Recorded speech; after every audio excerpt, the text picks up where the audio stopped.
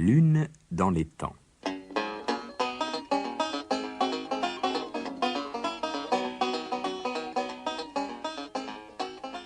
En ce temps-là, très loin d'ici, en Alabama, les animaux ne s'entendaient pas très bien.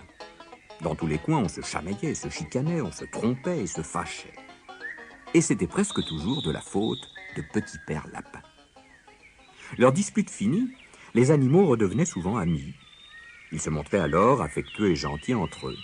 Mais Petit Père Lapin, lui, n'aimait pas du tout le calme et la tranquillité. « Je m'ennuie, je m'ennuie, je m'ennuie », déclara-t-il un jour à son ami Mère Tortue. « J'ai envie de m'amuser un peu. »« Tu es l'animal le plus fripon de tout l'Alabama, Petit Père Lapin, » glissa Mère Tortue. « Mais je dois bien reconnaître qu'on ne s'ennuie pas quand tu nous joues un de tes mauvais tours. Dis-moi, que mijotes-tu encore ?» Petit Père Lapin fit la moue. « Moi, je ne mijote rien.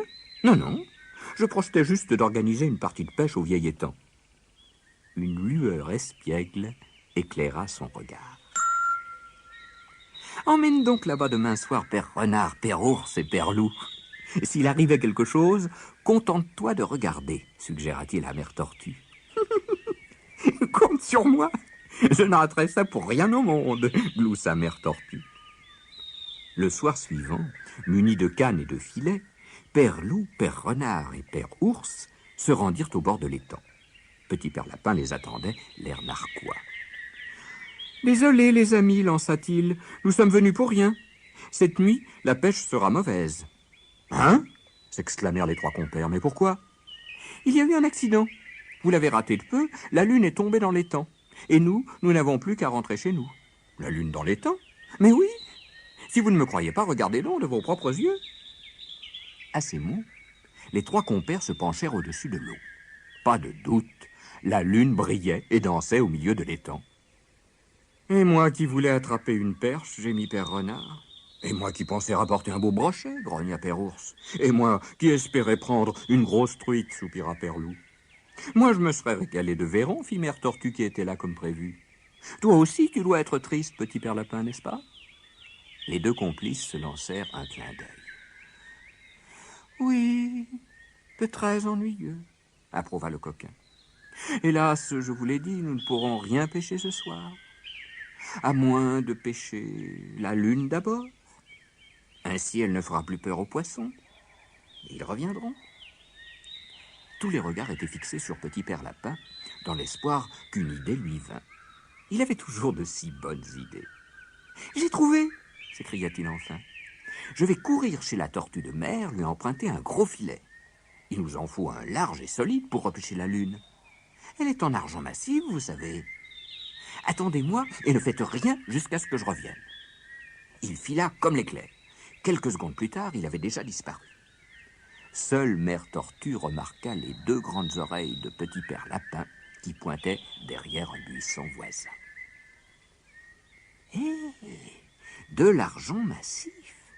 Cela doit valoir une fortune, s'exclama-t-elle.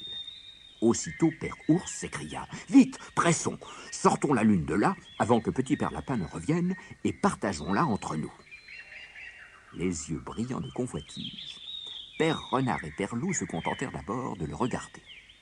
Courbé par-dessus son gros ventre, l'ours allongeait sa patte dans l'eau, essayant d'attraper la lune.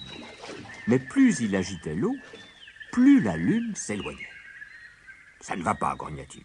Il me faut un filet. » Les trois compères n'avaient pas du tout l'intention de se mouiller les pieds.